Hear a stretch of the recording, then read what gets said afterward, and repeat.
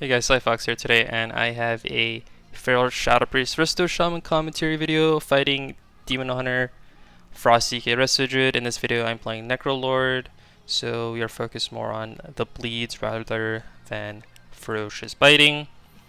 I'm playing Lunar Inspiration because I'm playing that draft of Defocus Legendary. I pick Thorns so I can help deter the melee cleave off of my allies, along with Restoration Affinity to help with off healing, and also if my teammates need to cross the map, I can drop a Vortex, help them out with the guiding. DHEK can be really hard to fight because they're really tanky and they also do a lot of damage and also can be very disruptive depending on the target they're on. So you need to realize as a Feral Druid when you fight this team, you need to be rooting, cloning, and healing a lot. Like a lot. Most of the time in this game, I'm actually just cloning, rooting, and healing, helping my team out, helping them survive. Offensively, you can sit on the Demon Hunter and do setups on him, meaning you stun the Demon Hunter with the Bash or a Maim, while your Shadow Priest possibly stuns the Resto Druid and silences out or even fears out. And you kind of just rinse and repeat that cycle. In the opener here, they're running at my team, so if you notice a melee cleave running at your team, it is your job as a Feral Druid to run in there and stun something, preferably the off target, so you don't put the main kill target that you have on a stun DR. So this is why I stun the DK, because he's the off target and we're not really trying to kill a DK in a stun setup. I just stun the DK to just halt his push, try to get a clone. I get kicks, I hit a kick for my team. Demon is trying to push up the Resto Shaman. I get the full stun, pop a little bit of my damage. Try to put some pressure out. We get the silence on the Resto Druid. Mind games on the Demon Hunter for Auto Dark. And there, they grip blinded my Shaman and Shadow Priest. I noticed that, so I run away. A really nice tip versus Frosty K teams / Cleaves is you want to realize when, or you want to track when they have Death Grip up. So if you have Omnibar, make sure you have Death Grip on it. So you kind of know exactly or have an idea when they want to grip people in and do their blind setup with the stun, and that's when they really want to do a lot of damage. So when you fight a comp like this, I mean like this, they're more setup-y. So if you can try to avoid this like grip and stay range and not get triple cleave, it'll be really helpful for your team survivability. The DK pops pillar, I try to stun, I'm just trying to peel here. This is the blender that I'm talking about, they're just triple cleaving us, and this is what I mean. If everyone's tagged, look at this cleave. Get these wall earthen, and it's just insane cleave right there. It's crazy how much they can just cleave you. So it's important to kind of just not be triple stacked a lot of the times. My Shaman, I think, notices that the enemy team is training him, so he just goes behind the pillar, making them line the Resto Druid healer. My Shadow Priest, at this like point when they realize that they're just gonna train my healer, he can just free cast and do a lot of damage.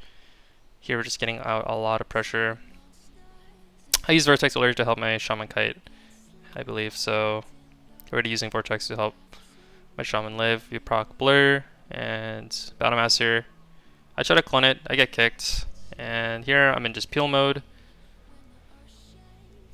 The Druid's like really low. We got a silence into a stun, and mind games. We force a trinket from Mr. Druid, and we get triple gripped in or triple blinded.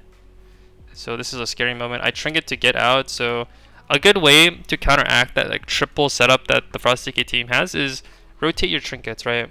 So for example, one go, you trinket. The second go, your healer trinkets. The third go, your other deepest trinkets. The idea here is that you stagger cooldowns, so you always have something for the Frosty K setup. It is really bad if you overlap defensive cooldowns whenever the Frosty K is setting up on you or during the Frosty K setup, because if you do that, the next one is just going to instantly mean death or close to death for your team. So I use a trinket there to get out of the blender of damage. Meanwhile, the Demon Hunter is taking damage, the Resto Druid is forced to Ironbark, I clone it. Another tip, just a general rule, if you see defensive cooldowns being used by the enemy team, it's a good idea to just cyclone it. You can't really do damage through it anyways most of the time, so just keep them low and clone them. It also takes pressure off of your team, so just keep that in mind for future reference.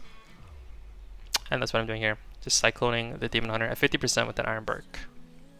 I drop a Vortex there. It was kind of a mistake because my Shaman has to sit that Earthen, so I could have got more value with the Vortex.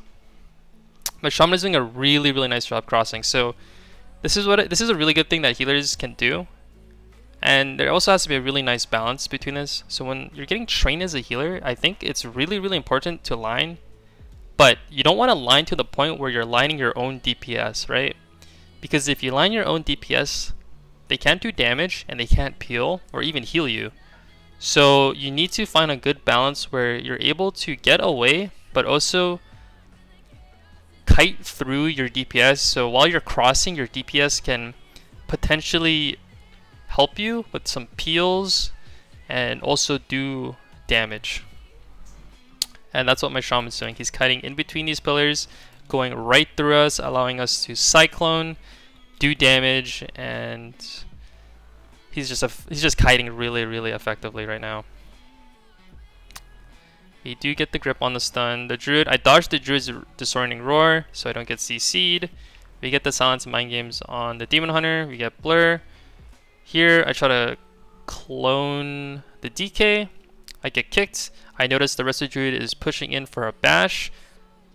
And hopefully, the idea of this rest of the Druid pushing in to bash me is so I don't clone people. So I pre-fleshcraft the bash, immune that CC, and this allows me to just stay on the Demon Hunter and peel for my Demon Hunter. Because if I got cloned there, I wouldn't be able to peel and keep the enemy team off of my teammates.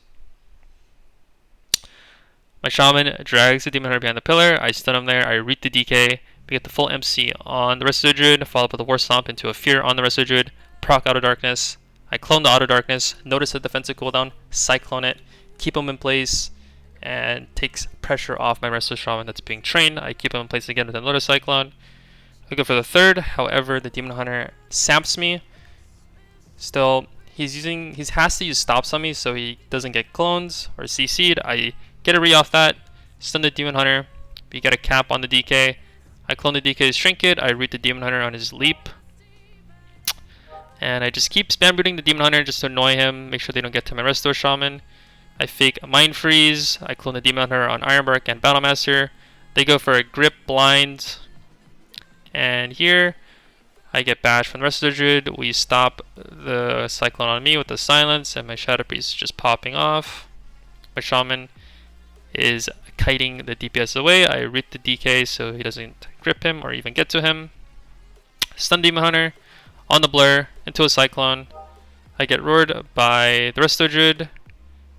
I Cyclone the rest of the Druid, and we're allowed to just keep pumping the pressure onto them. They notice that we're doing a lot offensively, so the Demon Hunter DK has to go on my Shadow Priest for a little bit.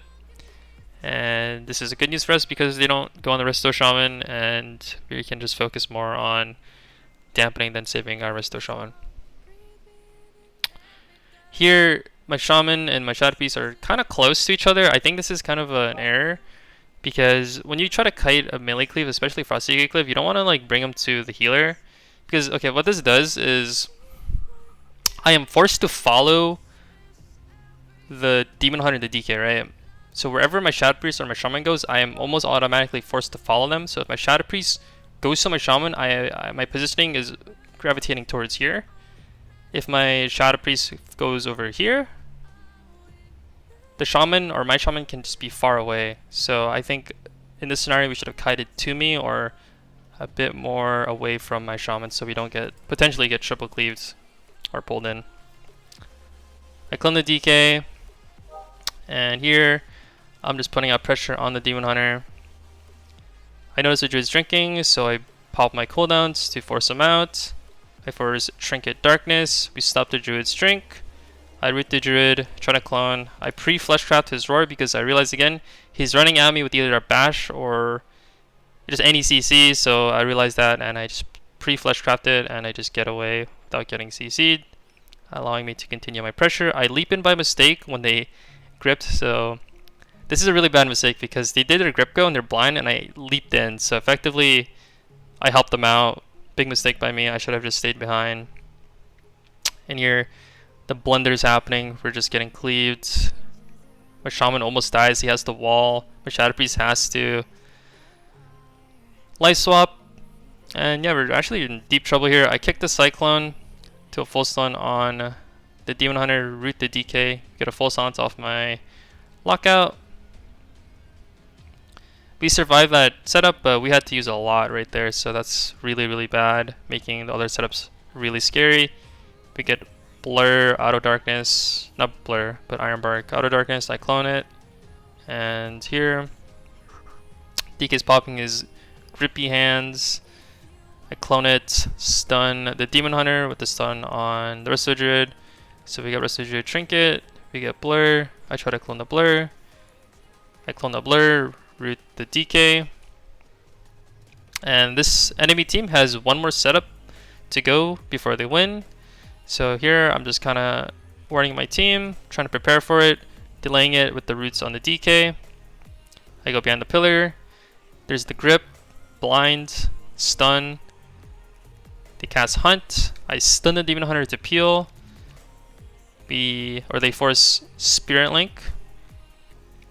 And my team is still just getting crushed through the Spirit Link because it's DK cooldowns.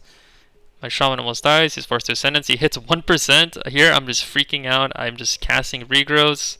Just literally spamming it. I think this is the thing that's just keeping him alive. I go for a stun on the DK with the War Stomp on the Demon Hunter. My Shaman's still really low. Still scared. I managed to get a couple more Regrowths and heals out, and we managed to live that. So we got really lucky there, but we live, and then my Shaman does a really nice job bringing the Demon Hunter behind the pillar. I think the Demon Hunter at this scenario didn't expect to die because he has Trinket and Blur coming up, so even if he chased, he thought he was fine. However, positionally, the Resto Druid and the Demon Hunter are really far away. My Shadow Priest is allowed to sit in between that, so my Shadow Priest can CC the Resto Druid if the Resto Druid decides to cross the entire map. I get him low a bit. I full stun him with some of my cooldowns up. Force Trinket Blur. And my Shadow Priest MCs the Demon Hunter or the Resto Druid while the Demon Hunter is really low. And here we just blow up the Demon Hunter because we took advantage of their positioning, how they're positioning, and we snagged a nice win versus them. So, as a recap, when you fight Demon Hunter DK, if they're training your healer or just DPS or your caster DPS, make sure your caster DPS is dragging the DPS away from like their own pillar across the map, or just if they're on your healer, make sure your healer is lining or trying to line the DPS. However, they're not lining you in the process, because if they line you, you're unable to heal your healer, peel for them, and even do damage. So there has to be a really good balance when your healer's kiting if they're getting trained. To kind of counteract the Frost DK setup, staying ranged is optimal, but sometimes you can't always just avoid the Frost DK grip setup. There's times where you actually will just get triple cleaved. So in that moment, you need to stagger cooldowns, trinket when you need to, run away to make sure you guys don't get cleaved. Save yourself some manas, some CDs. Just keep rotating, keep staggering defensive cooldowns, and hopefully you can take it to a long game and possibly win. This type of cleave is really hard for Feral Shadow Priests because they're really disruptive and do a lot of damage, so it's really challenging, even especially if they had a warrior. If they had a warrior, it would be almost near impossible, but the same idea goes for every Frost DK cleave out there. Offensively, you want to stun the Demon Hunter while your Shadow Priest can stun or silence the Resto Druid, and you just do damage in that setup. If you rinse and repeat this process throughout the game, do it clean enough, you should be able to snag a couple wins. It's really hard, but it's possible, so just keep that in mind. But with that being said, guys, thank you for watching. I hope you enjoyed, I hope you learned something, and I will see you guys in the next one. See ya.